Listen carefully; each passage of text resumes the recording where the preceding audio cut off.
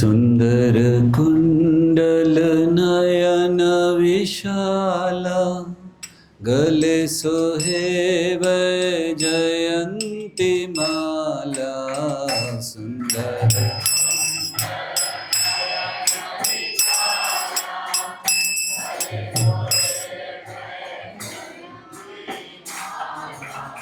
सुंदर कुंडल नयन विशाला, गले सोहे वैजयंती माला।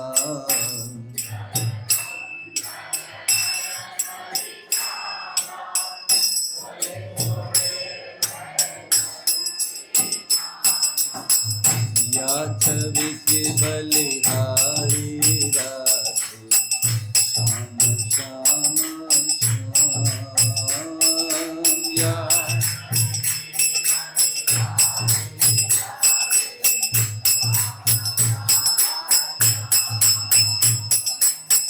या छवि की बलिहारी राधे, श्याम श्याम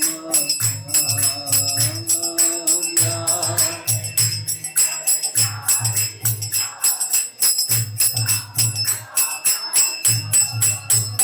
जय माधव मदन मुरारी राधे, श्याम श्याम श्याम।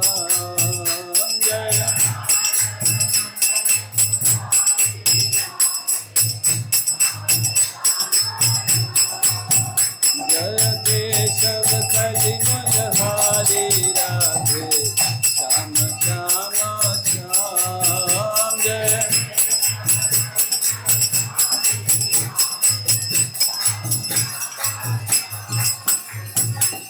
कबहु लुट लुट दधी खायो, कबहु मधुबन रास रचायो।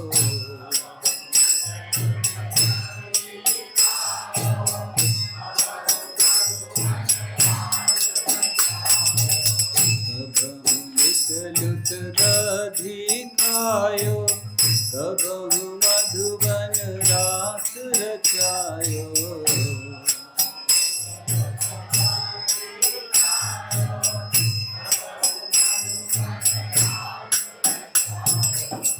नाचत बिपिन बिहारी राधे, श्याम श्याम श्याम।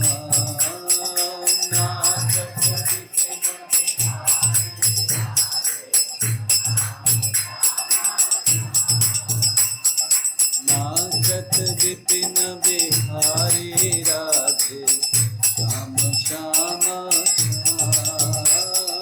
नाचत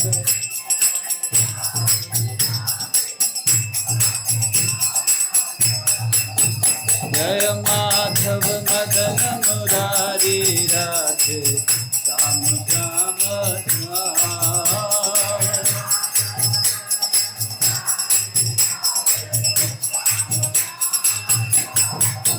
जय केशव कलिमलहारी राधे, श्याम श्याम श्याम।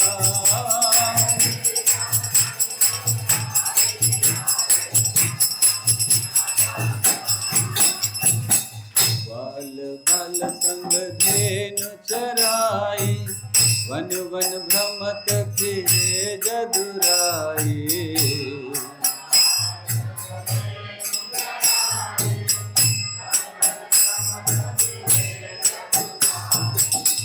बाल बाल संग धेनु चराई, वन वन भ्रमत फिरे जदुराई।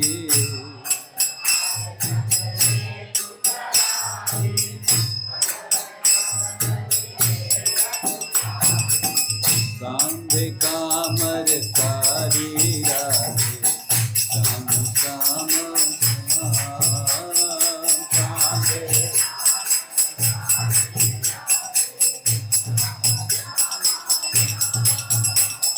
कांधे कामर कारी राधे, श्याम श्याम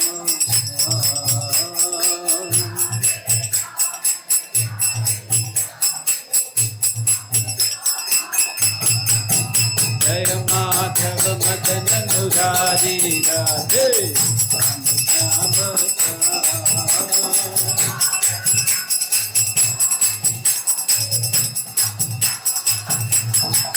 श्याम केशव कलिमल हारी राधे श्याम श्याम श्याम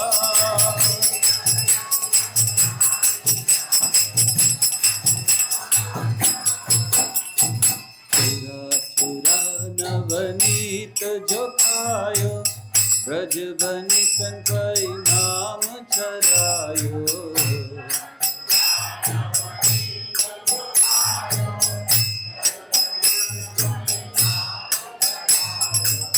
चुरा चुरा नवनीत जो खायो ब्रज बनि संकई नाम धरायो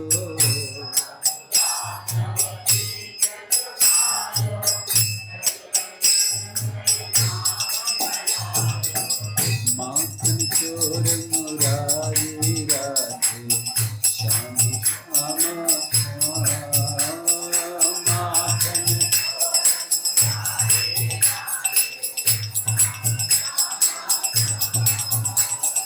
माखन चोर मुरारी राधे श्याम श्याम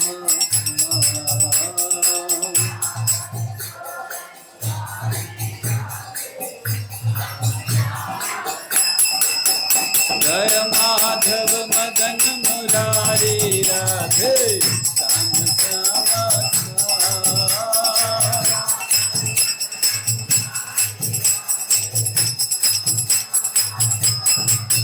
जय केशव कलिमल हारी राधे श्याम श्याम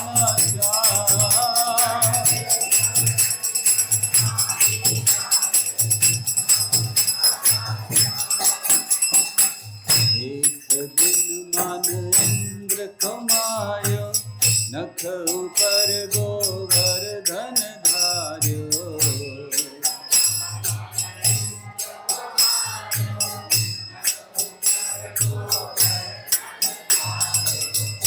एक दिन मन इंद्र कमायो नख ऊपर गोवर्धन धार्यो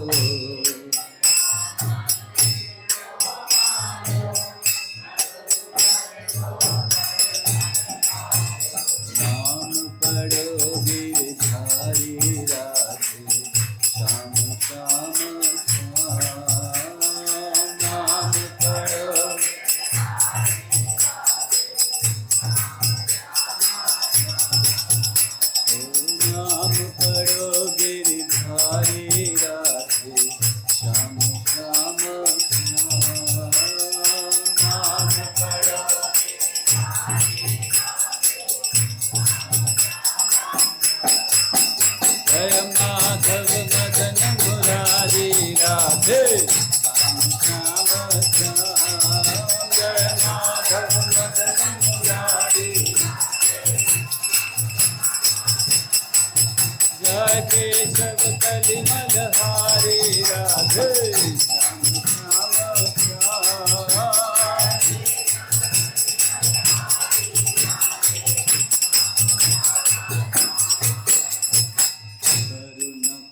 द्रौपदी पुकारी पट में लिपट गए वनमाली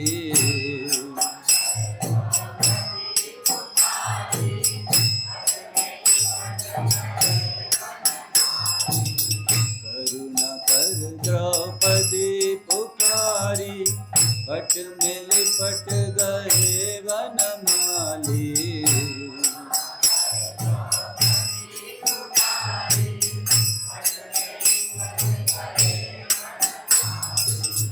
निरत रह नर नारी राधे श्याम श्याम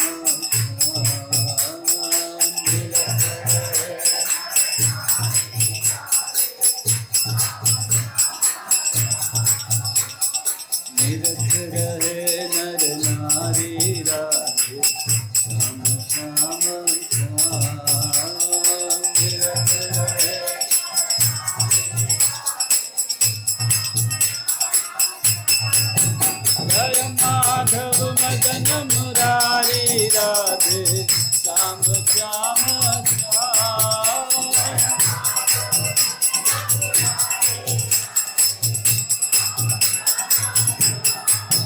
जय केशव कलिमलहारी राधे श्याम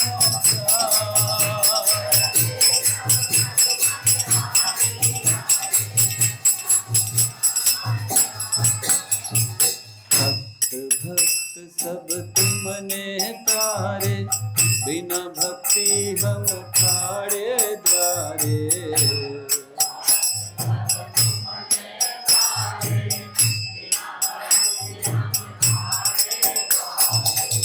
भक्त भक्त सब तुमने तारे, बिना भक्ति हम ठाड़े द्वारे।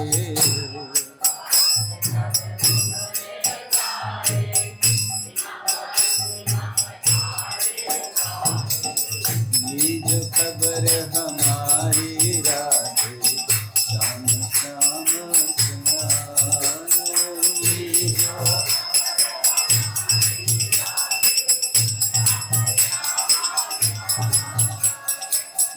जो खबर हमारी राधे श्याम श्याम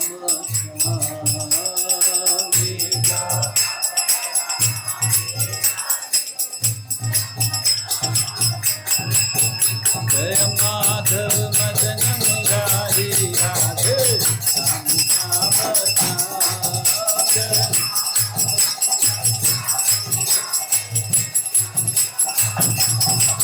जय केशव कलिमलहारी राधे श्याम श्याम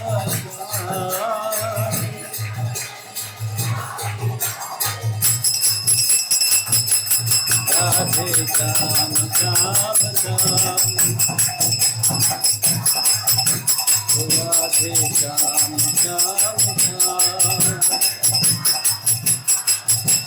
राधे श्याम श्याम श्याम हरे कृष्णा कृष्ण कृष्ण हरे हरे हरे राम राम राम हरे हरे।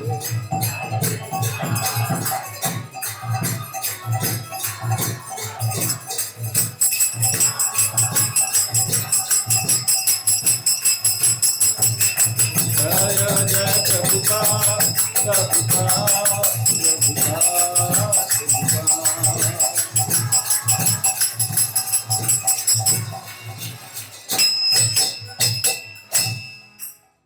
ओम अज्ञानतिमिरान्धस्य ज्ञानाञ्जनशलाकया चक्षुरुन्मिलितं येन तस्मै श्रीगुरवे नमः। श्रीचैतन्यमनोभीष्टं स्थापितं येन भूतले स्वयं रूपः कदा मह्यं ददाति स्वपदान्तिकं। वन्देऽहं श्रीगुरौ श्रीयुतपदकमलं श्रीगुरून् वैष्णवांश्च श्रीरूपं साग्रजातं सहगणरघुनाथान्वितं तं सजीवं साद्वैतं सावधूतं परिजनसहितं कृष्णचैतन्यदेवं श्रीराधाकृष्णपादां सहगणललिता श्रीविशाखान्वितांश्च। हे कृष्ण करुणा सिन्धु दीनबन्धु जगत्पते गोपेश गोपिका कान्त राधा कान्त नमस्ते। तप्त कांचन गौरांगी राधे वृंदावनेश्वरी वृषभानुसुते देवी प्रणमामि हरिप्रिये। वाञ्छाकल्पतरुभ्यश्च कृपा सिन्धुभ्यैव च पतितानां पावनेभ्यो वैष्णवेभ्यो नमो नमः। नमो ओं विष्णुपादाय कृष्णप्रेष्ठाय भूतले श्रीमते भक्तिवेदांत स्वामिनिति नामिने। नमस्ते सारस्वती देवे गौरवाणी प्रचारिणे निर्विशेष शून्यवादी पाश्चात्य देशतारिणे। जय श्री कृष्ण चैतन्य प्रभो नित्यानंद श्री अद्वैत गदाधर श्रीवासादि गौर भक्त वृंद। हरे कृष्णा कृष्णा कृष्णा हरे हरे हरे राम राम हरे कृष्णा। तो पिछले रविवार को हम लोगों ने दामोदर लीला प्रारंभ की कहना। और प्रारंभ में हमने वर्णन किया कि हम लोग दामोदर लीला से क्या सीख सकते हैं।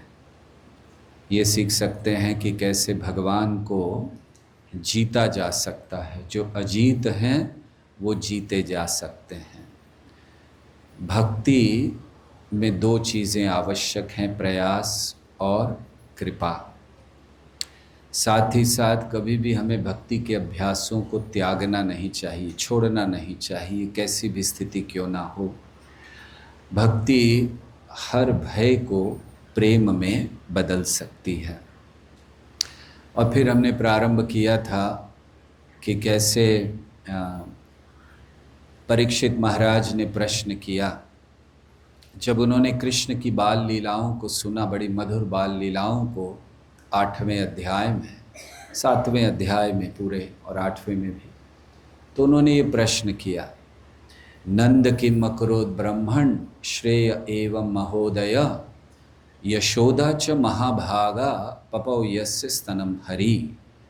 तो ऐसा क्या कार्य किया था नंद महाराज ने, यशोदा ने, कि उनको इतना भाग्य मिला कि भगवान उनके पुत्र के रूप में आए। तो हम लोगों ने चर्चा की थी वसुदेव और देवकी कैसे भगवान के बाल लीलाओं का आनंद नहीं ले पाए, हालांकि जन्म दिया लेकिन बाल लीलाओं का आनंद नहीं ले पाए। और फिर अगर आपको याद है तो हमने 9 नाम बताए थे कि जो भक्ति में या वात्सल्य भाव में श्रेणियां दी गई हैं, 9वें स्थान पर, 8वें स्थान पर, 7वें पर। और आप सबकी शक्ल से ही पता चल रहा है किसी को याद नहीं है। सब ऐसे देख रहे हैं हमें कि क्या हो गया, ये कहाँ बोल दिया। आपको ये याद है कि हमने कहा था ऐसा? अच्छा, मतलब अभी कलयुग पूरा नहीं आया है। 9वें स्थान पर थे सांदीपनि मुनि, 8वें पर थे हाँ वसुदेव। बहुत नहीं, सांदीपनि 9वें पे थे, 8वें पे वासुदेव, 7वें पे कुंती महारानी, 6ठे पे अन्य पत्नियां, वसुदेव जी की अन्य पत्नियां, 5वें पे देवकी, 4थे पे हाँ वो वृद्ध गोपियां जिन्होंने कृष्ण को 1 वर्ष तक प्रेम किया था वात्सल्य भाव में। कितने हो गए? 4 हो गए ना। तीसरे पे कौन है? हाँ, रोहिणी माता, बलराम जी की जो माता है। और दूसरे पर, पहले का आपको नहीं पता होगा, हम बता देते हैं। पहले पे है यशोदा। से भक्ति रसामृत सिंधु में ये श्रेणियां रूप गोस्वामी ने दी हैं। तो ऐसे हमने वर्णन किया कि किस प्रकार जो रस हैं भक्ति के, शांत से दास्य, दास्य से साख्य, साख्य से वात्सल्य तक, जो दास्य भाव है वो भी वात्सल्य में है, शांत भाव भी वात्सल्य में है, सख्य भाव भी वात्सल्य में, और वात्सल्य भाव तो है ही। तो चारों प्राप्त होते हैं, फिर माधुर्य में 5 प्राप्त होते हैं। तो ऐसे इस का वर्णन करने के बाद फिर कैसे हमने वर्णन किया कि भागवतम में यशोदा कृष्ण को अपना केवल पुत्र मानती हैं। जैसे वो कहती हैं कि अपने मित्रों को कहती हैं कि कैसे नंद महाराज और मेरी तपस्या के कारण कृष्ण प्राप्त हुए हैं, हमने बहुत समय से तपस्या की, इसीलिए कृष्ण की रक्षा हो रही है पूतना से इत्यादि। और मुझे लगता है कि गोवर्धन भी जब उठाया था तो नंद महाराज ने उठाया होगा, बता नहीं रहे हैं ताकि कृष्ण को श्रेय मिल जाए, लेकिन मुझे लगता है उठाया होगा। ये छोटा बच्चा क्या उठाएगा। तो अपने आप को उसकी माता और कृष्ण को पुत्र मानती थी। तो फिर लीला का प्रारंभ किया। जब उन्होंने कहा, पूछा क्या किया था, तो द्रोण और धरा की कथा सुखदेव गोस्वामी ने बताई। पूर्व काल में यशोदा और नंद महाराज और यशोदा द्रोण और धरा थे, और कैसे उन्होंने तपस्या की, ब्रह्मा जी से आशीर्वाद प्राप्त किया, और फिर वे उनको अवसर मिला भगवान के माता पिता बनने का। और फिर अब जब ये कह दिया तो उन्होंने बहुत सुंदर लीला प्रारंभ की।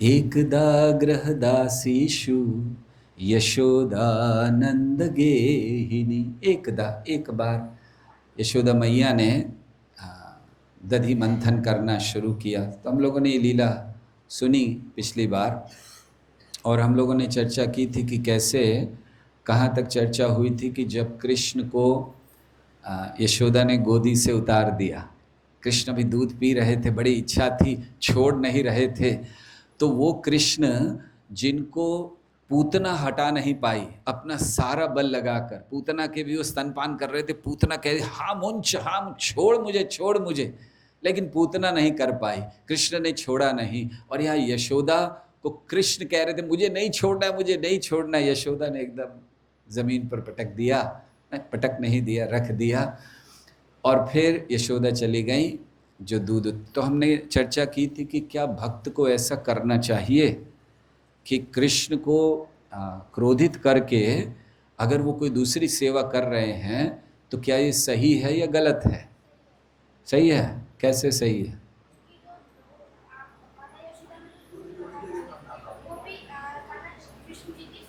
बहुत अच्छा, बड़े ध्यान से सुनते हैं, वेरी नाइस। सो क्या सभी लोग बजा दीजिए इसके लिए जोर से करें। इसने एकदम सही उत्तर दिया है, क्योंकि वो भी जो था वो भी सेवा थी। तो कभी कभी भक्त को एक सेवा के लिए दूसरी सेवा को त्यागने में कोई गलती नहीं है। लेकिन कृष्ण को बड़ा गुस्सा आ गया। कृष्ण ने कहा कि आज मैं दिखाऊंगा, आज कुछ ऐसा करूंगा यशोदा याद रखेगी। कभी कभी हम लोग गुस्से में कहते हैं ना, अब इसको ऐसे दिखाऊंगा, इसकी पीढ़ियां याद रखेंगी। तो खैर वो तो नहीं कहा होगा कि यशोदा की पीढ़ियां याद रखेंगी, लेकिन कृष्ण ने कहा कि यशोदा भी याद रखेंगी कि क्या किया मैंने। तो ऐसा कुछ करना चाहते थे जो पहले नहीं किया है। आप लोग थोड़ा आगे आ जाइए, थोड़ा सा पीछे जगह नहीं है बैठने के लिए, थोड़ा थोड़ा और सब लोग आगे हो जाइए।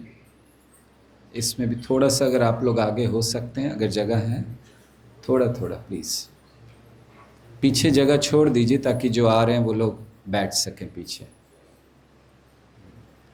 आप लोगों को स्कूल से बैक बेंच में बैठने की आदत है, थोड़ा सा उस आदत को बदल लीजिए, आगे आ जाइए। तो कृष्ण ने सोचा ऐसा कुछ करना है, यशोदा को याद रखना चाहिए। तो उन्होंने सोचा कि देखा कि दूसरे कमरे में एक मटकी रखी हुई थी और एक मटकी थी माखन की वहीं पर। तो कृष्ण ने सबसे पहले उसको तोड़ा, और ऐसा कहते हैं कि कृष्ण को बिल्कुल पता था कि कहाँ तोड़ना है। मटकी को अगर ऊपर से तोड़ेंगे तो कुछ गिरेगा नहीं, नीचे से तोड़ेंगे तो सारा कुछ गिरेगा। तो कृष्ण ने एकदम नीचे से तोड़ा उसको, ताकि सारी जो दही थी वो गिर गई, और दही गिरी। और अब भागे वो दूसरे कमरे में, तो भूल गए कि उनके जो चरण हैं वो उस दही में से होकर जा रहे थे। तो निशान पड़ रहे थे, पता चल रहा था कहाँ जा रहे हैं। यह कहना चाहिए कि कृष्ण है ही ऐसे, अगर कृष्ण भक्तों से छुपते भी हैं तो भी निशान छोड़ देते हैं ताकि भक्त उनको ढूंढ लें। तो यशोदा आई, कृष्ण चले गए और उस कमरे में जाके क्या कि एक उखल पड़ा था उसको उल्टा किया, उसके ऊपर खड़े हो गए और माखन रखा था ऊपर, माखन चुरा लिया, खुद भी खा रहे हैं, बंदरों को भी खिला रहे थे। कृष्ण ने बंदरों की बहुत सेवा की है, इसलिए आज भी बड़े बंदर दिखते हैं वृंदावन में। सो कृष्ण ने वानरों की सेवा क्यों की? क्योंकि एक बार कृष्ण कहते हैं कि इन्होंने पहले मेरी बहुत सेवा की, तब मैं कुछ कर नहीं पाया इनके लिए, तो अब कर रहा हूँ माखन खिला खिला के। और हर समय कृष्ण की पूरी लीला में, माखन लीला में या अन्य लीलाओं में जब कृष्ण करते थे तो बंदर रहते ही थे, और कृष्ण को बड़े अच्छे से खिलाते थे। जैसे वो एक लीला है ना कि एक बार एक गोपी ने पकड़ लिया कृष्ण को, कह रहे तुमने माखन चुराया है। कृष्ण ने कहा तुम्हारा माखन इतना बेकार है, मैं क्यों चुराऊंगा। तो बोली अच्छा अभी तो चुरा कर खा गए, अब उसको खराब बोल रहे हो। तो कृष्ण ने कहा बताऊं, मैं आपको दिखाऊं कि खराब है या नहीं। उसने कहा हाँ दिखाओ। कृष्ण ने माखन लिया और बंदर के मुंह के सामने रखा। आप लोगों को पता है कि बंदर का जब पेट भरा हो तो वो क्या करता है, ऐसे अब उसके सामने लाओ पूरा मुंह घुमा देता है। तो भगवान पहले खिला तो चुके थे, उसका पेट भर गया था, अब उसके सामने रखा, ऐसे आया, उसने मुंह घुमा लिया। कृष्ण ने कहा बंदर भी नहीं खाता तुम्हारा मक्खन, मैं क्या खाऊंगा इसको, मैं क्या चोरी करूंगा। तो वानरों को कृष्ण ने बड़ी सेवा की, तो वानर भी वहाँ पर थे और उनको भी खिला रहे थे, खुद भी खा रहे थे। लेकिन साथ साथ में सुखदेव गोस्वामी कहते बड़ा डर भी रहे थे, इधर उधर देख रहे थे, आ तो नहीं रही कहीं। ये भी पता था कि मैंने गलती, देखिए बच्चा जब गलती करता है ना, उसको पता होता है डांट पड़ने वाली है, कुछ होने वाला है, तो इधर उधर देख रहे थे कहीं आ तो नहीं रही है माँ। और फिर खा, तो उनकी पीठ थी पीछे की ओर। तो अब यशोदा आई तो यशोदा ने देखा, अरे दही गिरी हुई है। फिर देखा वो पैरों के निशान, चरणों के निशान हैं। तो यशोदा समझ गई कि आज ये कुछ किया है इसने। तो पैरों के निशान देखते देखते वहाँ पहुँची, और जैसे ही पहुँची तो कृष्ण की पीठ थी, पीछे यशोदा थी, पीछे से आई। अब उनको तो दिखेगा नहीं कि आ रही हैं, तो यशोदा बड़े धीरे धीरे आ रही थी, भाग ना जाए, इसको आज पकड़ना है, दंड देना है। तो जो सामने बंदर था उसने देखा यशोदा को, कृष्ण ने तो नहीं देखा, पीछे कैसे देखेंगे, बंदर ने देखा और उसने बड़ी बड़ी आंखें कर दी। जैसे ही बड़ी बड़ी आंखें की, कृष्ण समझ गए गड़बड़ है, पीछे कुछ आ गए हैं। सो कृष्ण एकदम कूद कर भागे, और यशोदा बहुत धीरे धीरे आ रही थी कि पकड़ लो इसको, एकदम भाग गए। तो यशोदा ने हाथ में छड़ी ली, कहा आज नहीं छोड़ूंगी।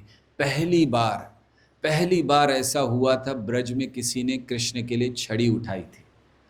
कोई ब्रज में कृष्ण को मारने की सोचते भी नहीं थे।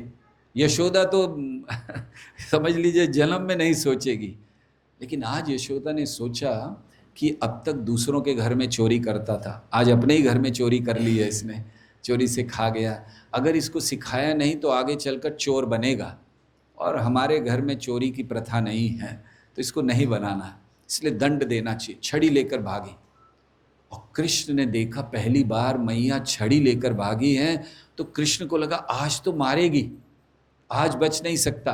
देखिए आप सोच रहे होंगे कि कृष्ण तो सब जानते थे, भगवान हैं, उनको तो सब पता था कुछ नहीं होने वाला, या वहाँ से गायब हो जाते भगवान तो गायब हो सकते हैं ना, तो वहाँ से गायब हो जाते, और उनको तो सब पता था कि कुछ नहीं होने वाला, माँ कुछ मारेगी नहीं, ये नहीं। ऐसा नहीं है, ऐसा बिल्कुल नहीं है। जब कृष्ण लीलाओं में लीला करते हैं, लीलाओं में डूब जाते हैं, तो भूल जाते हैं कि वो भगवान है। उनको याद नहीं था, उनको बस एक डर था कि आज मार पड़ने वाली है, इसीलिए भाग रहे थे डर के। कुंती महारानी अपनी प्रार्थनाओं में इस बात को कहती हैं, गोप्या ददे त्वयि कृतागसिदाम तावत् या ते दशाश्रु कलिलांजन संभ्रमाक्षम।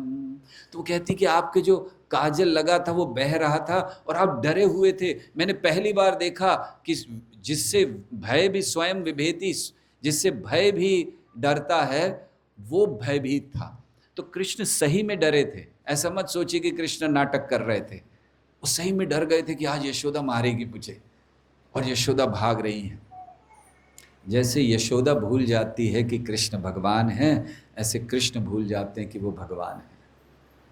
तो यशोदा भाग रही हैं छड़ी लेकर पीछे, और कृष्ण भागने लगे। अब कृष्ण छोटे हैं, यशोदा बहुत बड़ी है, लेकिन सुखदेव गोस्वामी कहते हैं कि यशोदा का शरीर थोड़ा भारी था, तो भाग नहीं पा रही थी जल्दी जल्दी, तो वो कृष्ण तो छोटे छोटे जल्दी जल्दी भाग रहे हैं।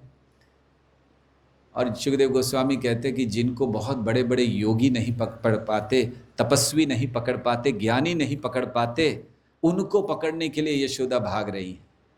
और यशोदा भागी बड़ी तेजी से, पकड़ना है इसको, और फिर कृष्ण भी भाग रहे हैं। और उस समय वर्णन करते हैं सुखदेव गोस्वामी कि यशोदा के बालों में फूल थे, तो वो फूल गिरने लगे उसके बालों से। तो यहाँ ये 2 बार वर्णन सुखदेव गोस्वामी ने किया है। एक बार वर्णन किया जब दही मथ रही थी, तब भी उसके बालों के फूल नीचे गिर गए, और एक अब वर्णन किया कि जब वो भाग रही थी पकड़ने, तब बालों के फूल गिरे। लेकिन आचार्य बताते दोनों में अंतर है, और अंतर क्या है सुनिए, बड़ा मजेदार अंतर है। पहले जब यशोदा दही मथ रही थी, मेहनत कर रही थी कृष्ण के लिए, तो उसके दोनों हाथों में बहुत सुंदर उस समय वर्णन किया, जब वो मंथन कर रही थी तो जो कंगन थे हाथों के वो कीर्तन कर रहे थे, आवाज हो रही थी या करताल बज रही थी। तो फूल क्यों गिरे उस समय उनके सिर से, कि फूलों ने सोचा बहुत बड़ी भक्त है यशोदा, इतनी महान भक्त है, आज स्वयं कृष्ण के लिए वो माखन निकाल रही है, हमें अधिकार नहीं है उसके सर पर रहने का, हमें तो उसके चरणों में रहना चाहिए, इसलिए फूल गिर गए। अब दूसरी बार वो उस समय गिरे थे, अब जब यशोदा भाग रही है तब फूल क्यों गिरे? फूलों ने सोचा भले यशोदा बहुत बड़ी भक्त है, लेकिन आज अच्छा काम नहीं कर रही है, आज ये कृष्ण को मारने जा रही है छड़ी लेकर, ये अच्छा काम, भले होगी बहुत बड़ी भक्त होगी, लेकिन इतना कृष्ण को मारने जा रही है, अच्छा काम नहीं है, हम इसका संग नहीं करेंगे, इसीलिए फूल गिर गए। तो ऐसे यशोदा भाग रही हैं और फूल गिरने लगे, धीरे धीरे यशोदा बड़ी तेज, और पूरे आंगन में भाग रहे हैं, कृष्ण भगा रहे हैं यशोदा को। तो यशोदा ने छोड़ा नहीं, थक गई थी, पसीना आ गया था, यशोदा ने छोड़ा नहीं कि चलो छोड़ो कल इसको पकड़ लेंगे, नहीं, यशोदा लगी रही। तो फिर जब बहुत यशोदा ने प्रयास किया, यशोदा भागी, कृष्ण ने देखा कि पसीने आ गए हैं, मैया को थक गई थी, तो कृष्ण ने सोचा अब बंद जाना चाहिए, अब पकड़े जाना चाहिए। तो कृष्ण फिर पकड़ में आ गए, यशोदा ने पकड़ ली, क्योंकि यशोदा ने कहा था कुछ भी और छोड़ूंगी नहीं। फिर उन्होंने पकड़ा, अब जैसे ही पकड़ा तो देखा कि बहुत ज़्यादा डरा हुआ है बच्चा। आप जानते कभी कभी बच्चा बहुत डर जाता है तो उसको और डराना नहीं चाहिए, उसकी सांस वांस फूलने लगती है ना? आप लोगों को तो अनुभव होगा हमसे ज़्यादा। तो बच्चा डर जाता है तो एकदम सांस ज़्यादा फूल जाती है। यशोदा ने कहा इसको कहीं कुछ हो ना जाए, इतना डरा हुआ पहले ही चेहरे पर, तो तुरंत छड़ी फेंक दी, नहीं नहीं मारूंगी नहीं, मारूंगी नहीं। एक बड़ा सुंदर वर्णन भागवत में किया है, जब छड़ी लेकर यशोदा बस खड़ी थी वहां मारने के लिए तैयार, तो सुखदेव गोस्वामी ने परीक्षित महाराज का चेहरा देखा और परीक्षित डरे हुए थे तो परीक्षित सुन रहे थे और उनको लगा, वो एकदम घबरा गए थे, मारेगी क्या, आज मारेगी क्या यशोदा? तो उस समय एक शब्द सुखदेव गोस्वामी इस्तेमाल करते हैं उनको ये कहने के लिए कि वो डरे हुए परीक्षित महाराज ऐसे देख रहे थे, सुखदेव गोस्वामी बोल रहे मारेगी क्या, मारेगी? तो सुखदेव गोस्वामी कहते चोरी की है ना, तो उसमें शब्द आता है ऐसा, चोर है, चोरी की है, तो इसीलिए आज मार खाने वाले हैं। तो अब यशोदा ने देखा डर गए हैं, तो यशोदा ने छड़ी साथ में रख, लेकिन कुछ तो दंड देना है, ऐसे नहीं छोड़ूंगी। तो यशोदा ने फिर बांधने का सोचा और कहा इसी उखल से बांधना चाहिए, ये भी चोरी में दोनों साथी के हैं, बराबरी का साथी है, तो इससे बांध देना चाहिए। तब यशोदा ने पकड़ा, जब पकड़ा था कृष्ण को तो कृष्ण की कमर इतनी थी, एक मुट्ठी भर, बस इतनी कमर थी। कृष्ण बड़े कोमल हैं, ऐसा मत सोचिए कि कृष्ण अगर गोवर्धन उठाते हैं तो वो कहीं जिम में गए थे, उन्होंने बड़ी बॉडी बना ली थी और उसके बाद उन्होंने, आपने देखा है एक ना एटलस होता है, एटलस जानते हैं, एक व्यक्ति ग्लोब को उठाए हुए है, देखा वो कैसा है, झुका हुआ है, वो भार से इतना झुक गया उसने उठाया, तो लेकिन उसकी भी बॉडी बनी हुई है अच्छी। तो जब पहली बार भक्तों ने गोवर्धन उठाने का चित्र बनाया, श्रील प्रभुपाद को दिखाया लाके कि भगवान ने गोवर्धन उठाया हुआ है, तो उन्होंने भगवान की बड़ी मसल्स बनाई थी यहाँ पर, ऐसे भगवान को ऐसे दिखाया था, मतलब बॉडी बिल्डर एकदम। तो प्रभुपाद ने कहा ये क्या है? तो उन्होंने कहा अरे गोवर्धन उठा रहे हैं तो बॉडी तो होगी ना, नहीं तो गोवर्धन कैसे उठाएंगे? तो प्रभुपाद ने कहा नहीं वो हमेशा कोमल है, वो गोवर्धन उठाते तो भी कोमल है। तो बहुत कोमल मुट्ठी भर उनकी कमर थी। यशोदा ने सोचा भी बांध देती, तो यशोदा ने पकड़ा, अब कैसे बांधे, पकड़े हुए है, छोड़ नहीं सकती, रस्सी तो है नहीं, तो बालों में बांधने वाली रस्सी, बालों को बांधते हैं ना माता है, तो उसमें रस्सी थी, उन्होंने खींच ली, क्योंकि इतनी सी तो कमर है, उसी से बंध जाएगा। तो उन्होंने वो रस्सी निकाली और बांधा, तो बांध रही थी तो बस 2 उंगली छोटी पड़ गई, यहाँ तक आई, बस यहाँ तक रुक गई।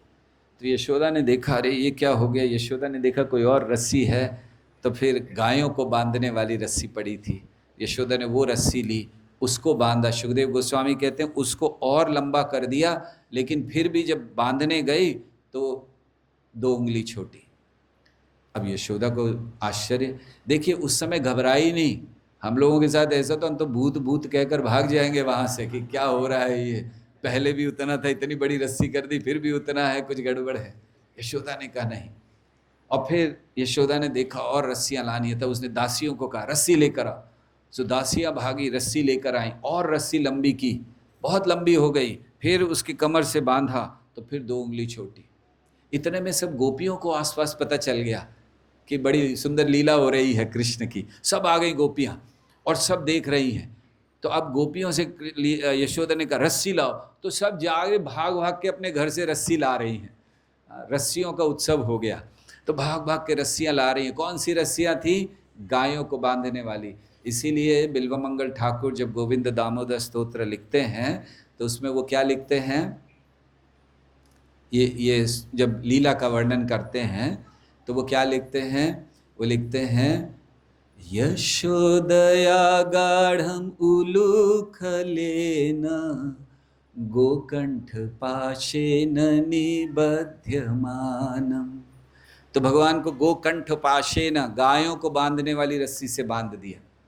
तो सब गोपियां ला रही हैं रस्सियां, और यशोदा करे, आप सोचिए रस्सी कई किलोमीटर लंबी हो गई, लेकिन जब भी बांधने जाती थी 2 उंगली छोटी। ऐसा नहीं था कि कृष्ण की कमर कमरा हो रही थी, उनकी कमर उतनी ही थी, वो मुट्ठी भर थी उनकी कमर, लेकिन वो रस्सी, बोले जो यशोदा पकड़ रही तो कमर उतनी है, लेकिन रस्सी नहीं बंध रही। तो ऐसे वो बहुत प्रयास करते रही। फिर खैर कृष्ण ने देखा कि अब यशोदा भी थक गई हैं, तो कृष्ण ने बंधना स्वीकार किया और फिर वो रस्सी बंध गई। अब यशोदा ने बांधा रस्सी से, सारी गोपियां बड़ा आनंद ले रही हैं, मित्र आनंद ले रहे हैं, और फिर यशोदा चली गई अपने काम के लिए, काम करने के लिए। उधर बलराम जी आए। देखिए लीला में बलराम जी नहीं थे वहां पर उस समय, होते तो शायद बंधने नहीं देते अपने भगवान को। सो बलराम जी आए। बलराम जी ने पहली बार देखा कृष्ण को बंधे हुए। कौन सी लीला में कृष्ण को बंधे हुए देखा था बलराम? रामचंद्र जी की लीला में नहीं बंधे, कहीं नहीं बनते, नरसिंह देव में नहीं बनते। तो भगवान बंधे हुए हैं, और बंधे हुए भी ऐसे कि रो रहे हैं, आंखों से आंसू हैं, और कोई उनको खोल नहीं रहा। वहाँ सारे मित्र खड़े, सब देख रहे हैं। तो बलराम जी आए, और बलराम जी भूल गए कि ये लीला चल रही है, मैं छोटा बालक हूँ, कृष्ण छोटे बालक की लीला कर रहे हैं, सब भूल गए। आप जानते बलराम जी बड़े क्रोध में आते हैं, उनका तो क्रोध एकदम शार्प क्रोध है उनका, किसी भी चीज़ में क्रोध कर दे। जैसे अब उन्होंने भीम को देखा कि भीम दुर्योधन का वध कर रहा है, उसने जंघा पर ये चला दिया गदा, जो कि मना है। गदा युद्ध में कमर के ऊपर मारना होता है, कमर के नीचे नहीं, और उन्होंने उसकी जंघा को तोड़ दिया मारकर। तो बलराम जी इतने गुस्से में आ गए, वहीं पर अभी मार डालूंगा भीम को, मैं अभी मार दूंगा। बलराम जी का गुस्सा कई जगह पर देखा जाता। हाँ, इसीलिए उन्होंने गुस्से में आकर पूरी हस्तिनापुर को खींचते हुए यमुना में डुबाने के लिए ले आए थे, पूरी हस्तिनापुर को खत्म कर दूंगा। तो बलराम जी का गुस्सा आ गया, तो बलराम जी ने अब भूल गए कि मैं लीला खो रही है सब, क्योंकि ऐसा दृश्य देखा। तो एकदम आए, वहाँ सब बालक थे, जोर से चिल्लाए बलराम जी किसने बांधा है? अरे लड़के देखने लग गए, इसको क्या हो गया, इतनी जोर से क्यों चिल्ला रहा है, अभी तक तो ठीक था। सो लड़कों ने कहा ग्वालों में, ज़्यादा जोर से मत चिल्लाओ, तुम्हारे अंदर शक्ति है, बल है ना, अंदर जाके दिखाओ। वो बैठी है यशोदा, उसने बांधा है। तो उस समय तो उनको कुछ नहीं था कि यशोदा ये कौन है, माँ है, कुछ नहीं, गुस्से में थे, चले गए अंदर, बड़े तेज गुस्से में गए, और बहुत जोर से चिल्लाकर यशोदा से पूछा किसने बांधा है कृष्ण को? यशोदा ने देखा आज पहले इतना बड़ा, इतना जोर से चिल्ला रहा है, तो यशोदा को लगा होगा धूप तेज है बाहर, हो गया होगा, बच्चे को कुछ है। सो यशोदा एकदम ऐसे सकते में आ गई, ये क्या हो गया इतनी जोर से? यशोदा ने पूछा मैंने बांधा है, बोलो क्या बात है? तो तब बलराम जी को, तब तक गुस्से में ही थे बलराम जी, तो उन्होंने कहा जानती हो कौन है? कृष्ण। यशोदा ने कहा अच्छा अब तू बताएगा मुझे कृष्ण कौन है, पाल कर मैंने बड़ा किया उसको, हाँ, जन्म मैंने दिया, और अब तू बताएगा कि कृष्ण कौन है? बोले अच्छा बता कौन है? भगवान है वो। यशोदा ने कहा अच्छा कृष्ण भगवान है, और तू कौन है? मैं भी भगवान हूं। देखिए गलत नहीं बोल रहे थे, बलराम जी झूठ नहीं बोलते, कृष्ण तो फिर भी कभी कभी बोल देते, लेकिन बलराम जी बिल्कुल नहीं, आदि गुरु है। तो बलराम जी ने जो बोला सच बोला, दोनों भगवान हैं। चैतन्य चरितमृत में वर्णन है ना, सर्व अवतारी कृष्ण स्वयं भगवान, ताहर द्वितीय देह श्री बलराम, एक ही स्वरूप दोहे भिन्न मात्र काया, आद्य काया व्यूह कृष्ण लीला रस सहाय। एक ही है, मैं भी भगवान हूँ। यशोदा को लगा ये हो क्या रहा है आज घर में, पहले कृष्ण को बांधा, अब ये कह रहा है कृष्ण भगवान है और खुद मैं भी भगवान हूँ। यशोदा के पास छड़ी पड़ी हुई थी, उसने छड़ी उठा ली, और छड़ी जब उठाई तब बलराम जी एकदम घबरा गए। वो सकते में, अब तक वो तो एकदम भगवान के रूप में थे, जैसे ही छड़ी देखी यशोदा, जैसे कृष्ण घबरा गए तो बलराम जी भी घबरा गए। यशोदा ने कहा भाग जा यहाँ से, नहीं तो तेरे को भी बांध दूंगी मैं, सारे भगवानों को मेरे ही घर में पैदा होना था सब। तो बलराम जी भी चुपचाप मुंह नीचे कर गए, तो बड़े जोश में थे, आगे कुछ नहीं कर पाए। तो ऐसे कृष्ण बंधे हुए थे। कृष्ण ने दो वृक्षों को देखा। ये दो वृक्ष कुबेर जी के पुत्र हैं, नल, कुंवर और मणिग्रीव, इनको श्राप हुआ था। तो अब 9वें अध्याय में सुखदेव गोस्वामी उनकी कथा कहते हैं, और बहुत सुंदर कथा है ये, बहुत शिक्षा देने वाली कथा।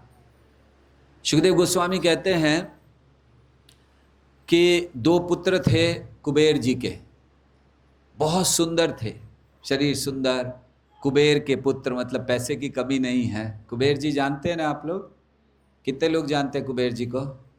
कितने लोग जानते हैं? हाथ ऊपर कीजिए कुबेर जी को।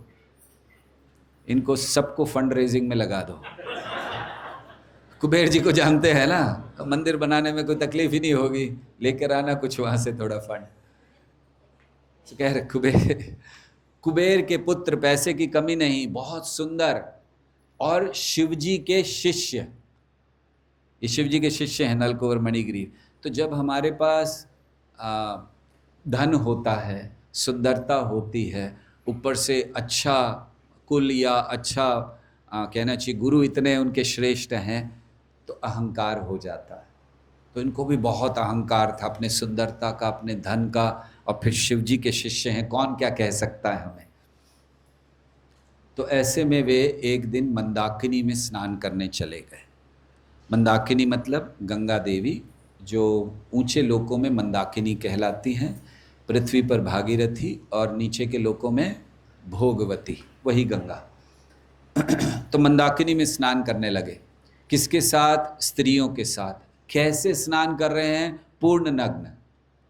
दरअसल किसी भी पवित्र नदी में नग्न स्नान नहीं किया जाता, ये अपमान है। सुपूर्ण नग्न स्नान कर रहे हैं और क्रीड़ा कर रहे हैं, खेल रहे हैं, आनंद ले रहे हैं। तो उनकी गलती क्या है? सबसे पहला तो स्थान गलत था। गंगा देवी पूजनीय है, वहाँ क्रीड़ा नहीं करनी चाहिए, वो भी नग्न रहकर स्त्रियों के साथ वो क्रीड़ा कर रहे हैं। इसीलिए आप सबके लिए भी ये एक सूचना है या एक संदेश है कि जब हम धाम में जाते हैं, पवित्र स्थानों में जाते हैं, मंदिर में आते हैं, तो हमें ध्यान रखना चाहिए कि ये पवित्र स्थान है, इसकी पवित्रता बनी रहे। धाम में जाकर हम नदी में कूदना शुरू कर दें, स्विमिंग करना शुरू कर दें, उसका अपमान, जैसे कि राधा कुंड में जब श्रील प्रभुपाद के शिष्य आए पहली बार, सो ये विदेश से आए थे और इन लोगों को स्विमिंग विमिंग करने की बड़ी आदत थी। तो एक दिन चले गए राधा कुंड, प्रभुपाद मंदिर में थे, ये राधा कुंड चले गए। राधा कुंड गए और जैसे ही उन्होंने पानी देखा, उनको कंट्रोल नहीं हुआ, तो लोग खेलने लगे। क्या करते थे? भाग कर आते थे बड़ी जोर से, अपने दोनों घुटनों को ऐसे पकड़ते थे और जोर से कूदते थे पानी में, ताकि पानी ऐसे पूरा बाहर जाए। इसको अंग्रेजी में कैनन बॉल कहते हैं, कि जोर से आकर कूदना और पानी पूरा ऐसा स्प्लैश होना। ऐसे खेल कर रहे, क्रीड़ा। और उसके बाद वे वापस आए, तो उनमें प्रमुख थे ब्रह्मानंद प्रभु, श्रील प्रभुपाद जी के प्रथम शिष्यों में से सुब्रह्मानंद प्रभु थे। तो वो आए, उन्होंने बाकियों को कहा आप लोग चलो, मैं श्रील प्रभुपाद से मिलकर आता हूँ। तो श्रील प्रभुपाद के रूम में उन्होंने प्रवेश किया, दंडवत किया, उठे, तो बताते हैं कि उनकी आंखें लाल लाल थी शिला प्रभुपाद की। प्रभुपाद ने उनको देखा और कहा तुम नरक में जाओगे। आप सोचिए, प्रभुपाद जैसे गुरु, हाँ, उनको कह रहे हैं, जिनको कहना चाहिए कि नहीं मैं तुम्हें धाम में लेके जाऊंगा, प्रभुपाद कह रहे तुम सब नरक में जाओगे। तो ब्रह्मानंद प्रभु बता रहे थे कि वो घबरा गए कि पहली बार प्रभुपाद को इतने क्रोध में देखा था, आंखें प्रैक्टिकली लाल थी उनकी, और ऐसे कहना प्रभुपाद ने कभी किसी को नहीं कहा कि तुम नरक में जाओगे, और अपने ही शिष्य को। तो वो बहुत घबरा गए, उन्होंने दंडवत किया, प्रभुपाद को पूछा क्या गलती हो गई। तो उस समय प्रभुपाद ने बताया कि तुमने राधा कुंड का अपमान कर दिया। ब्रह्मानंद प्रभु कहते हैं मुझे नहीं पता कि प्रभुपाद को किसने बताया या कैसे पता चला, क्योंकि हम तो अभी अभी वापस आए थे और हम सीधे चले गए थे उनके कमरे में, लेकिन प्रभुपाद ने बहुत क्रोध किया कि तुमने अपमान कर दिया राधा कुंड का। ये बात हमें स्वयं ब्रह्मानंद प्रभु ने बताई थी, क्योंकि हमने एक बार उनसे पूछा, ये सन 2000 में हम वृंदावन में थे, तो हमने उस समय नया नया उपदेशामृत पढ़ा था। सो उपदेशामृत में प्रभुपाद ने तात्पर्य में लिखा है कि जितना हो सके उतना स्नान करना चाहिए राधा कुंड में। और हमने सुना था भक्तों से कि राधा कुंड में प्रभुपाद ने मना किया है स्नान करने के लिए। तो हमने उनसे पूछा, ये हम वो मिले, हमने कहा सबसे अच्छे व्यक्ति है प्रभुपाद के पहले, इनको तो ज़रूर पता होगा। तो हमने उनसे ही पूछा कि क्या राधा कुंड में स्नान करने के लिए प्रभुपाद ने मना किया है। तो उन्होंने कहा तुमने एकदम राइट पर्सन से पूछा है, मुझे ही प्रभुपाद ने कहा था। तो उस समय उन्होंने बताया ये बात कि जब हम लोग आए तो प्रभुपाद ने कहा नरक में जाओगे तुम लोग सब। और फिर प्रभुपाद ने समझाया कि राधा कुंड क्या है। तो इसीलिए हमें ऐसे स्थानों को अपवित्र नहीं करना चाहिए। तो नलकुंवर मणिग्रीव वहाँ पर लीला कर रहे हैं, इतने में नारद मुनि वहाँ से आ गए। अब नारद मुनि आए हैं, इतने श्रेष्ठ भक्त हैं, ऋषि हैं, देव ऋषि हैं। तो जैसे ही आए तो जितनी स्त्रियां थीं उनको घबरा गई कि तो श्राप मिल जाएगा क्योंकि हम गलत काम कर रहे हैं। तो उन्होंने जल्दी जल्दी अपने वस्त्र पहन लिए, वो हट गई वहाँ से। लेकिन ये दोनों, इन्होंने न केवल इनको धन का, सुंदरता का या अपने बहुत बड़े गुरु के शिष्य होने का अहंकार था, साथ साथ उन्होंने पी भी रखी थी, तो नशे में भी थे। तो उन्होंने जब देखा नारद मुनि को तो उनके मन में आया ये इसको अभी आना था यहाँ पर, कहीं और से नहीं जा सकता था।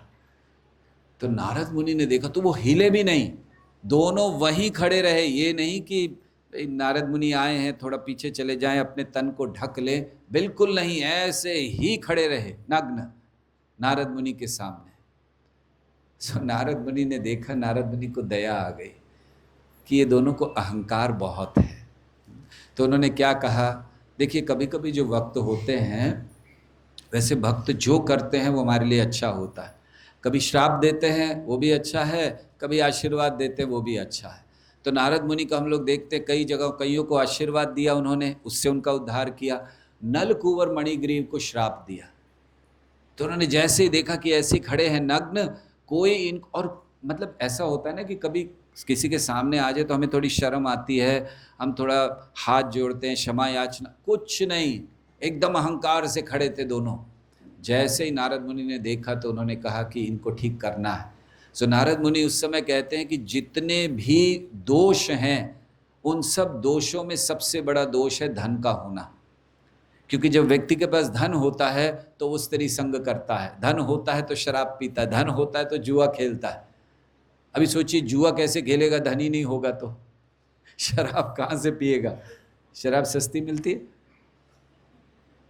अच्छा वो आपने ऐसा कहा, हमने इसलिए पूछा था कि शायद ये कहें कि नहीं नहीं आजकल ये रेट चल रहा है तो जो भी रेट चल रहा हो, तो शराब सस्ती नहीं है, पैसा चाहिए। तो वो कहते हैं नारद मुनि पैसा ये सबसे बड़े दोष लाता है। इसी बात को चाणक्य पंडित ने भी बहुत कहा है धन के विषय में। वो कहते हैं कि धन दो चीज़ें बहुत महत्वपूर्ण कहते हैं। एक, जिसके पास धन है वो बहुत बचा बचा के रखता है, लेकिन क्या होता है, तो चाणक्य पंडित कहते हैं कृपणो समहदाता न भूतो न भविष्यति। जो कंजूस है उसके समान दानी, कृपणो समः दाता न भूतो न भविष्यति, उसके समान दानी न होगा न हो सकता है भविष्य में, न कभी हुआ है। कंजूस कौन सा दान करता है? तो वो कहते हैं कृपणो समः दाता न भूतो न भविष्यति अस्पृश्येन वित्तेन, मतलब वो इतना बड़ा दाता है, इतना बड़ा दानी है कि धन को स्पर्श किए बिना सारा धन दान दे देता है। क्या महानता है! धन को स्पर्श किए बिना सारा धन दान दे देता है। कब? मृत्यु के बाद।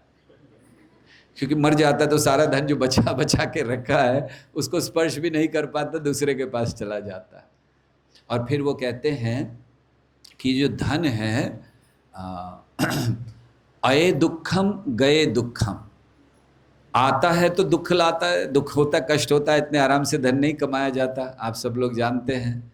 इतने आराम से धन मिल जाता है जीवन में, कोई प्रॉब्लम ही नहीं है। ऑफिस गए नहीं गए, बॉस आकर घर पे देता है, प्लीज़ यार सैलरी ले लो, आप जैसा महान व्यक्ति, आपको आने की ज़रूरत नहीं है। दिन भर वहाँ मेहनत करनी पड़ती है कि नहीं है? काम हो ना हो, 9 बजे रिपोर्टिंग, 5 बजे निकलना है, नहीं तो पैसा कट जाएगा। तो धन कमाने में अये दुखम गए दुखम जब जाता है तब भी दुख होता है कि अरे इतना चला गया। तो इसीलिए नारद मुनि कहते हैं कि धन सबसे बड़ा दोषी है। तो फिर उन्होंने सोचा इनको दंड देना चाहिए जिससे इनका अहंकार टूट जाए। तो क्योंकि ये ऐसे नग्न खड़े हैं तो ये दोनों अब वृक्ष बनेंगे। वृक्ष होता है ना, नग्न खड़ा रहता है, तो वृक्ष बनेंगे ये। तो शाप दे दिया कि जाओ वृक्ष बन जाओ, लेकिन कहाँ बनो? नंद बाबा के आंगन में। तो ये भक्त हैं, उनका श्राप भी होता है तो साथ में एक छोटा सा वो क्या बोलते हैं, कंडीशन लगा देते हैं। हर चीज़ में होता है ना, हम लोग स्टार लगाते हैं, कंडीशन अप्लाई। तो भक्तों के श्राप में भी कंडीशन अप्लाई कि तुम जाकर पेड़ बन जाओ। कहाँ बनो? नंद बाबा के आंगन में। तो कृष्ण की सारी लीलाओं के दर्शन किए। तो अब कृष्ण ने देखा, और नारद मुनि ने कहा था जब वो लोगों ने क्षमा याचना की, जब श्राप हो गया कि नहीं नहीं हमें क्षमा कीजिए, नारद मुनि ने कहा भगवान स्वयं तुम्हारा उद्धार करेंगे।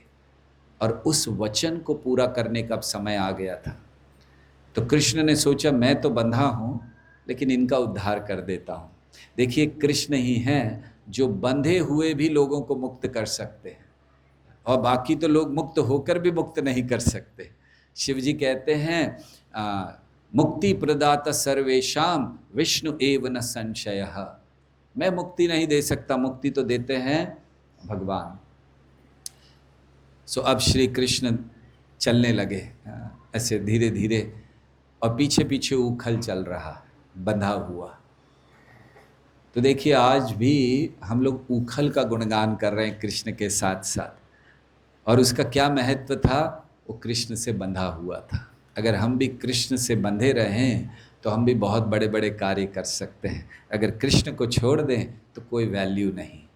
तो चलते गए, और वो 2 पेड़ थे ऐसे निकले हुए थे, कृष्ण बीच में से निकले, उखल अटक गया, और कृष्ण ने हल्का सा झटका दिया।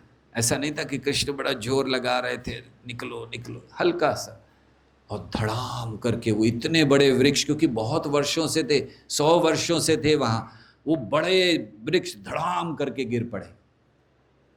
बहुत तेज आवाज आई, नंद बाबा भागते हुए आए। नंद बाबा ने देखा कि अरे बंधा हुआ है, तुरंत खोल दिया, क्योंकि नंद बाबा को पूछने की जरूरत नहीं है किसने बांधा, और यशोदा से डर नहीं है। उन्होंने तुरंत खोला, गोदी में ले लिया कृष्ण को। और फिर बच्चे वहाँ खेल रहे थे तो बच्चों को पूछा कैसे वृक्ष कैसे गिर गए? तो उन्होंने कहा ये आपकी गोदी में बैठा है ना, इसने धक्का मारा था, गिर गए। नंद महाराज बोले ऐसे थोड़ी होता है, ये इसको अभी मैंने गोदी में उठा लिया, इतना सा है ये इतने बड़े वृक्ष गिराएगा।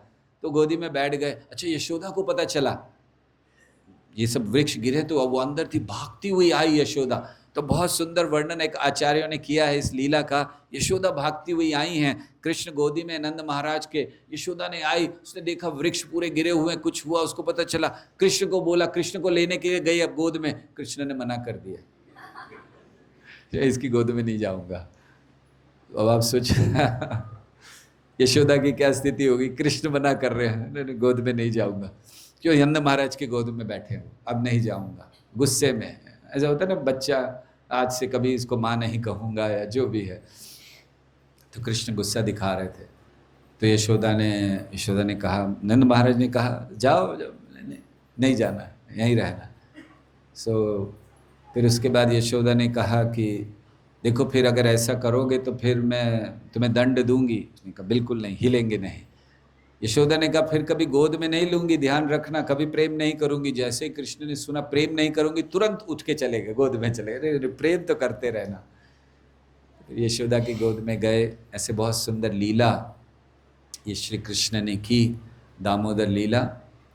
इस लीला से बहुत से संदेश हम लोगों को मिलते हैं। सबसे पहला संदेश मिलता है कि प्रेम से अनंत भगवान को जीता जाता है।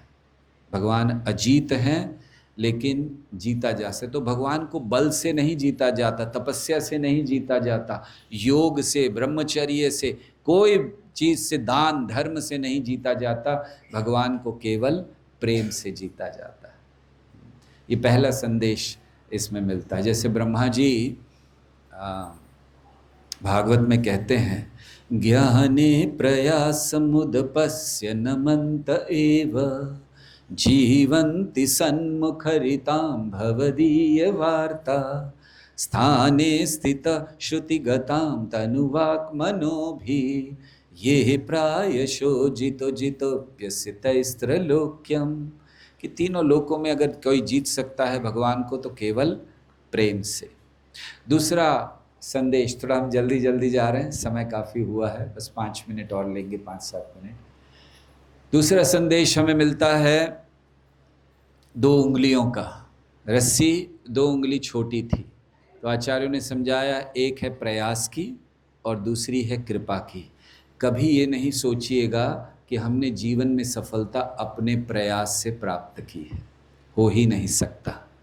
हमेशा कृपा चाहिए। ये दिखाने के लिए कृष्ण ने 2 उंगलियां हमेशा छोटी रही। तो वह एक है प्रयास की और एक है कृपा की। तीसरी चीज हम समझते हैं, जैसे यशोदा भाग रही हैं पीछे कृष्ण के, भक्ति में सतत लगे रहना ये महत्वपूर्ण है। कभी त्यागना नहीं चाहिए, निराश होकर, हताश होकर ये रखो अपनी माला, बहुत हो गया, आज से हरे कृष्णा नहीं करेंगे, कभी नहीं। एक बार किसी ने कहा कि नहीं बहुत ज़्यादा तकलीफ़ें आए तो क्या करना चाहिए, तो हमने कहा बाहर जाकर बंद कर देने से क्या तकलीफ़ें बंद हो जाएंगी? जो जीवन में आना है वो तो आएगा ही। तो इसीलिए कभी छोड़ना नहीं चाहिए, जैसे यशोदा ने छोड़ा नहीं। तो कभी हमें ये नहीं सोचना चाहिए कि मैं विफल हो गया। भक्त कभी विफल नहीं होता। अगर प्रतीत भी होता है तो उसको मानना चाहिए कि वो उसके लिए धीरे धीरे सफलता की सीढ़ी है।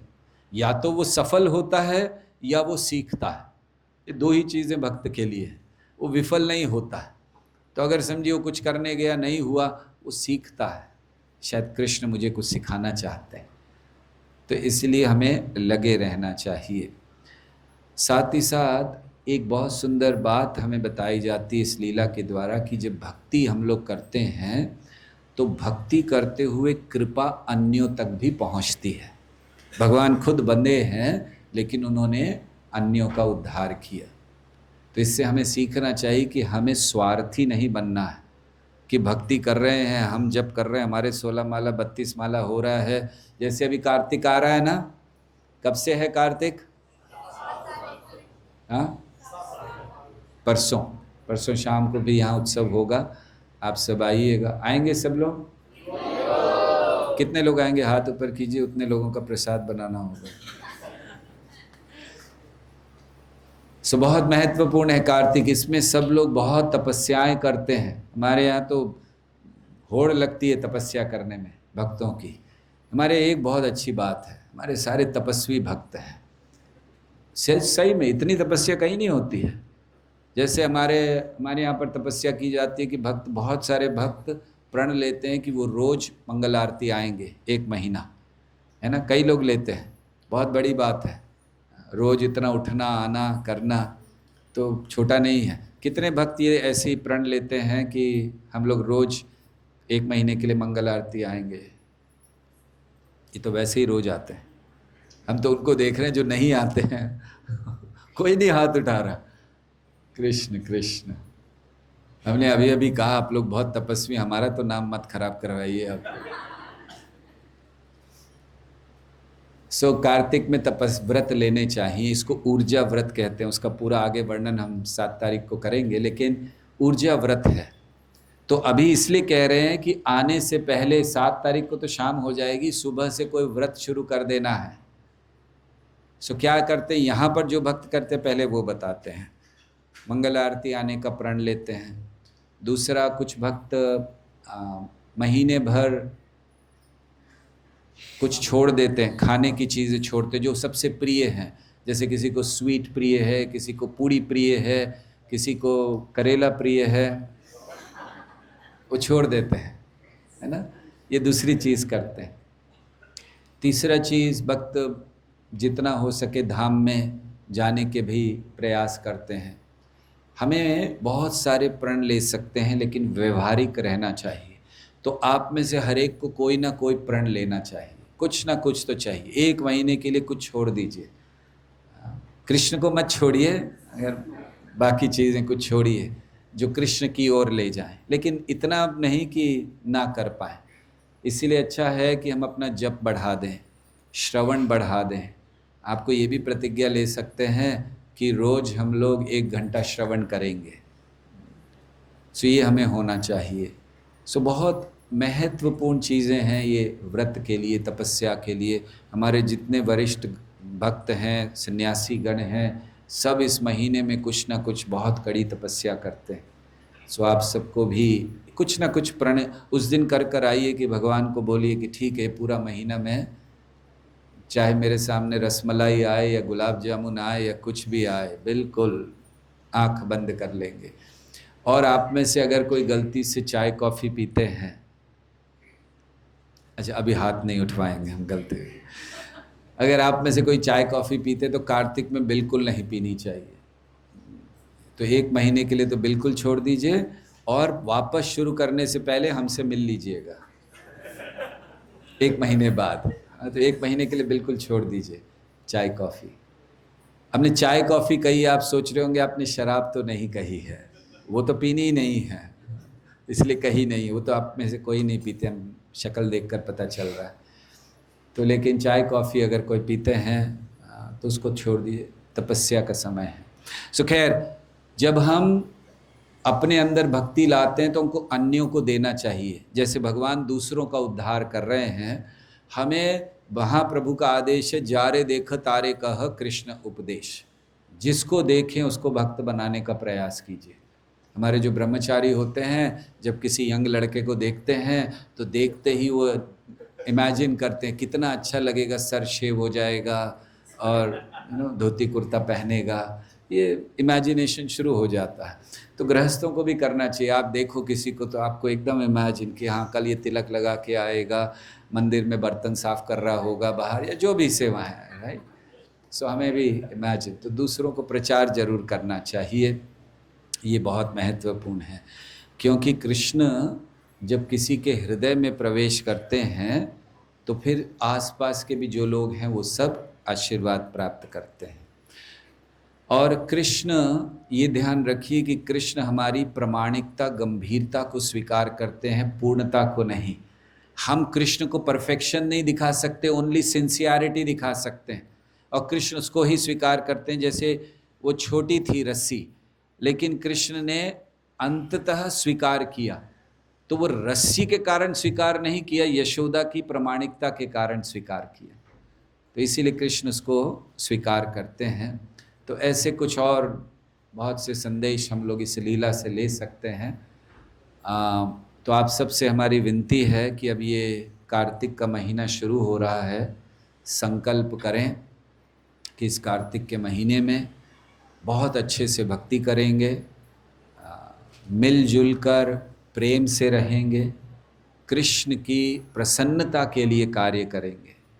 अगर हम लोग ये सब कर सके, गुरु और कृष्ण को प्रसन्न कर सकें इस कार्तिक महीने में, हमारे लिए एक अवसर है। कुछ भी किया हो पीछे, ये होता है। देखिए भक्ति का मार्ग क्या है, आपने करोड़ों करोड़ों पाप कर दिए हैं, कर दिए नहीं, हमने किए ही हैं। यहाँ पर ऐसा कोई है जो कह सकता है कि प्रभु जी आप अपने लिए कह दो, मेरे लिए मत कहो, मैंने जीवन में कोई पाप नहीं किया? अच्छा, आप हाथ उठा रहे हो? हमें लगा एक तो कोई मिले कि कह रहे कि मैंने जीवन में कभी पाप नहीं। सब ने किए हैं, पूर्व में किए होंगे, अभी भी किए हैं। अब हमारे लिए अवसर है कि इस महीने को बहुत अच्छी तरह से पालन करें और अपने भावों को अच्छा करें, मन को अच्छा करें। और हमारी विनती आप सब से है, सभी भक्तों से, यहाँ से जो जुड़े हुए हैं, कि ये एक अवसर है भक्ति को आगे बढ़ाने का। सो हो सकता है कि पूर्व में हमने और बहुत सारी चीज़ें आगे बढ़ाई हैं, अब भक्ति को आगे बढ़ाएं। एक महीना सब कुछ भूल जाना चाहिए, प्रचार में लगें, हमारा दामोदर कार्यक्रम को प्रसिद्ध करें। दामोदर कार्यक्रम जानते हैं आप? हर एक घर में, अभी आप सबके लिए बता रहे हैं, हर एक घर में जा जाकर 1 घंटे का भक्त प्रोग्राम करते हैं, जिसमें दामोदर अष्टकम गाते हैं, थोड़ा सा दामोदर लीला जो हमने बताई उसको बताते हैं, और कीर्तन करते हैं, दीपदान कराते हैं। आप सबको एक काम कर सकते हैं कि एक भक्त केवल ये कह दे कि मैं 2 घरों में 4 घरों में कार्यक्रम कराऊंगा। कोई बड़ी बात नहीं है। यहाँ पे कितने लोग बैठे हैं इस समय? कितने होंगे? हैं 200 करीब होंगे। तो अगर आप लोग सब 2-2 कार्यक्रम भी कराओगे, 400 कार्यक्रम हो सकते हैं, और आपके घर को मिला के 600 कार्यक्रम हो गए। तो कोई बड़ी बात है? आप में से जितने लोग हैं, देखिए बहुत बड़ा अवसर है। कार्तिक के समय में हमारे घर में भक्त आएंगे, दीपदान होगा, दामोदर अष्टकम होगा, दामोदर लीला कही जाएगी। इसको हमें सुनना है, हमें बहुत अच्छे से उसको स्वीकार करना है, क्योंकि ये महीना ही ऐसा है, जहाँ जहाँ अवसर मिले वहाँ वहाँ करना चाहिए आपको। सो आप लोग तैयार हैं सब लोग घर पे कार्यक्रम कराने? कितने लोग घर पर कार्यक्रम कराने तैयार हैं? केवल हरि बोल नहीं बोलना है, हाथ ऊपर कीजिए। कौन है भाई देखने के लिए? या तो फोटो खींचो इनकी, या तो नाम लिखो। हाँ, कैमरा लगा, अच्छा ठीक है। सो आपको अवसर दिया जाएगा, अभी शायद सूचना दी जाएगी कहाँ करना है रजिस्टर। नाम लीजिए, करिए, प्रोग्राम करिए, पूरा कार्तिक में इसी में लगे रहिए। भगवान के दीपदान, अभी हम लोग रोज सुबह कार्तिक में यहाँ पर भगवान को अनाउंस करने वाले हैं कि एक दिन पहले कितने दीप दान हुए, मतलब कितने लोगों ने भगवान को दीप दिखाया। तो हर रोज नंबर बढ़ना चाहिए और अंततः फाइनल नंबर हज़ारों में आना चाहिए, कि हमने 1 महीने में हज़ारों लोगों को दीप। देखिए बहुत जगह आप अपने घरों में करा सकते हैं। आपकी पहचान हॉस्पिटल में है, पूरे हॉस्पिटल में कराइए। आपकी पहचान कॉलेज में है, पूरे कॉलेज के विद्यार्थियों के लिए कराइए। स्कूल के विद्यार्थियों के लिए कराइए। स्कूल के सारे विद्यार्थियों को एक साथ बुलाइए, एक साथ 500 बच्चे, 800 बच्चे, 1000 बच्चे दीप अर्पण कर रहे हैं। तो ऐसी चीज़ें, इस व्यवस्था को कीजिए। बहुत अच्छा अवसर हमारे लिए है कार्तिक का, तो व्यक्तिगत तौर पर भी कीजिए और लोगों को भी अवसर दीजिए। और जितने भी हमारे प्रोग्राम हों, आपको सूचना आती है, तो सब में मिलजुल कर भाग लीजिए। सो अभी जैसे हम लोग अभी शुरू कर रहे हैं, पहला प्रोग्राम हमारा 7 तारीख को हो रहा है, परसों। तो उस दिन सबसे पहला दीपदान होगा, उसको मिस मत करिएगा। पहला और आखिरी को मिस नहीं करना चाहिए, ये नियम है। पहला दीपदान और आखिरी दीपदान मिस नहीं करना है, और बीच में तो करना ही है, ठीक है? गलत थोड़ी का, पहला आखिरी, बीच में तो करना ही है, वो तो कर ही रहे हैं, लेकिन पहला आखिरी मिस नहीं करना। सो पहले में आइए, 7 तारीख को ये होगा। फिर और क्या है हमारे प्रोग्राम? हाँ, दिवाली तो बहुत दूर है, 8 तारीख को, 9 को है क्या? हाँ, अगला प्रोग्राम गोवर्धन पूजा है, बहुलाष्टमी है, बहुत सारे कार्य, इसमें बहुत उत्सव आएंगे, आपको सबको भाग लेना है, ठीक है? हरे कृष्णा कृष्णा कृष्णा।